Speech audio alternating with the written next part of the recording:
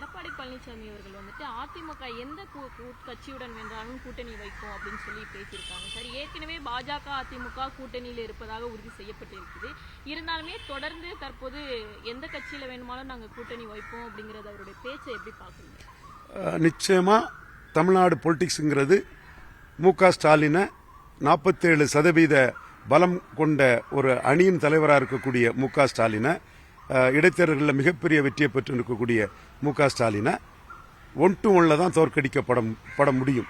அதாவது 57-62 காமராஜ் உயரத்தில் கூட்டணி பலத்தோட மு.க. ஸ்டாலின் இருக்கிறாரு. அதனால அவரை தோற்கடிக்கணும்னா பெரும்பாலான கட்சிகளை தன் வசம் கொண்டு மற்ற அனைத்து கட்சிகளையுமே தன் தலைமையின் கீழே கொண்டு வந்துதான் ஒரு அரித்மெட்டிக் ஸ்ட்ரெங்த்தை கூட்டணிக்கு உயர்த்தி தான் அதை தோற்கடிக்க முடியுங்கிறத எடப்பாடி பழனிசாமி உணர்ந்திருக்கிறாரு.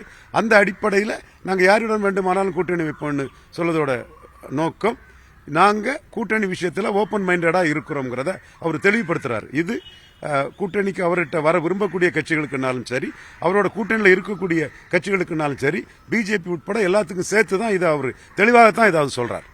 ஒத்த கருத்துடைய கட்சிகள் எல்லாம் ஒன்றா இணைய வேண்டும், அதுதான் அவருடைய நிலைப்பாடு அப்படிங்கறதையும் அவர் பேசியிருக்காரு. ஒத்த கருத்து உடைய கட்சிகள்னா யாரும் இல்லை. எல்லா கட்சியுமே லாபத்துக்கு தான் இருக்கிறாங்க. தங்களுக்கு என்ன லாபங்கிறத பார்க்க தான் இருக்கிறாங்க. ஒத்த கருத்துள்ள எல்லா கட்சிகளும் உணைந்து இன்னொருத்தர சிஎம்மா சொன்னா அதுக்கு எடப்பாடி பழனிசாமி ஒத்துக்குவாரா? அப்போ அவங்கவுங்களுக்கு அவங்கவுங்க லாபம் தான் குறி. அரசியல் எல்லாரும் அக்குமுலேட்டிங் பவர் அமாசிங் வெல்த் தான் modern politics. Accumulating power amassing wealth தான் மாடர்ன் பொலிட்டிக்ஸ். இந்த வகையில் எடப்பாடி பழனிசாமியை முதல்வராக்கிறதுக்கு தியாகம் பண்ணதுக்கு யாரும் தயாராக மாட்டாங்க. சும்மா ஒரு பிரச்சாரத்துக்கு திமுக எதிர்ப்பு, ஆளுங்கட்சி எதிர்ப்புங்கிறக்கா ஒத்த கருத்துடைய கட்சிகள் எல்லாம் ஒன்றிணைய வேண்டும்ங்கிறத சொல்லலாமே தவிர யார் யாருக்கு என்னென்ன லாபங்கிறத பார்த்துக்கிட்டு தான் எல்லாரும் முடிவு பண்ணுவாங்க. இது எடப்பாடி பழனிசாமிக்கும் இந்த உண்மை நிலவர மிக நன்றாகவே தெரியும். ஒத்த கருத்துடைய கட்சிகள் இணைங்கிறது சும்மா ஒரு மேம்பாக்கா சொல்லக்கூடிய ஒரு கருத்து. கூட்டணி பற்றி கவலை இல்லை அப்படின்னு இபிஎஸ் பேசியிருக்காங்க. இதன் மூலமா பாஜகவுக்கு அவர் என்ன மெசேஜ் சொல்ல வர்றாரு?